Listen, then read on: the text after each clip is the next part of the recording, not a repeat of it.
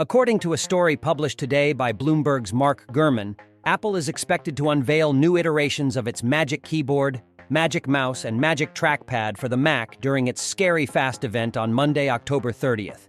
It is anticipated that the new accessories would have USB-C connectors rather than Lightning ports for charging.